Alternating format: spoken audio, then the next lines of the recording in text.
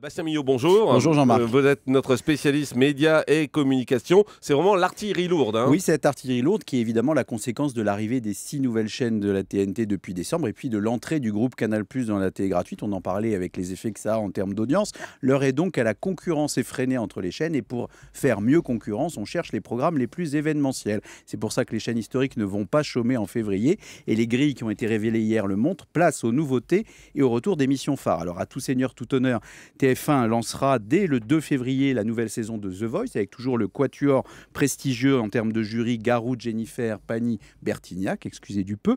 Et du côté d'M6, le 4 février, ce sera la 4e saison de Top Chef avec un programme qui passionnera sans doute Julie. Je vais lui dévoiler sous ses yeux ébahis. Oui. Chacun pourra trouver dans son réfrigérateur des produits simples, poulet, carottes râpées, bâtons de surimi, et les candidats devront les sublimer avec magie en devenant ainsi des artistes de la grande cuisine. C'est bien dit, hein, la chaîne est très douée pour teaser sur les programmes. Toujours sur M6, une nouveauté qui pourrait peut-être aussi intéresser certains de nos auditeurs. Célibataire cherche grand amour, le titre est explicite. Le concept, on le connaît, c'est-à-dire mettre des coachs pour trouver l'âme sœur. C'est pas très nouveau et on verra ce que ça donne côté audience.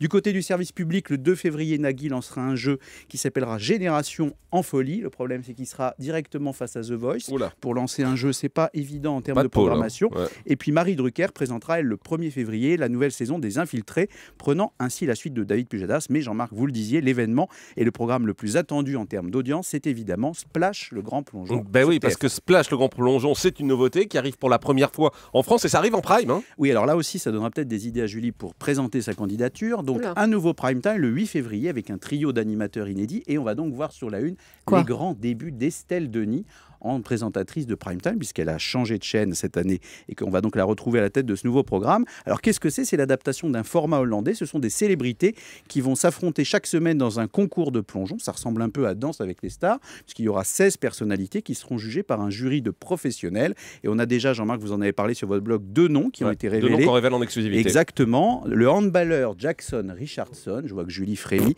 et Jean-Luc Lahaye qui fait son grand retour en plongeon. Les derniers plongeons qu'il avait fait, c'était ceux de ses ventes de disques. Mais là, en l'occurrence, ce sera pour s'entraîner. Donc Jean-Luc en maillot, ils seront tous en maillot, ils seront tous en maillot et on attend ça avec impatience. Alors évidemment, il va y avoir 16 candidats, hein, donc je pense que les noms vont nous arriver au fur et à mesure. Au compte-gouttes, et évidemment, on aura l'occasion de les dévoiler dans l'émission. Alors M6 avait de son côté acquis les droits d'une émission concurrente pour laquelle les célébrités plongeaient en duo, mais là, ils se sont fait un peu devancer par TF1 en termes de programmation. Cette émission, elle a été lancée, Jean-Marc, en Grande-Bretagne le 5 janvier. Les audiences sont très bonnes, donc du côté de TF1, on est relativement serein.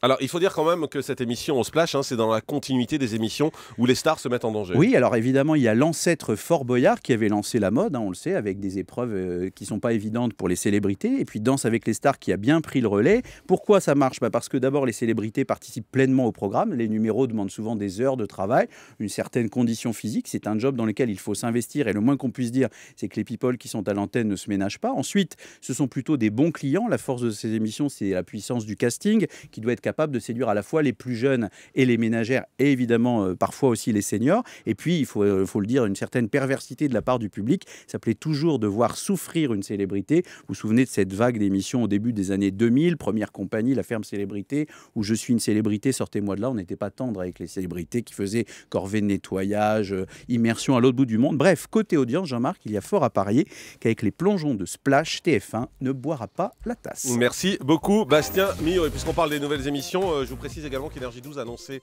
hier le lancement.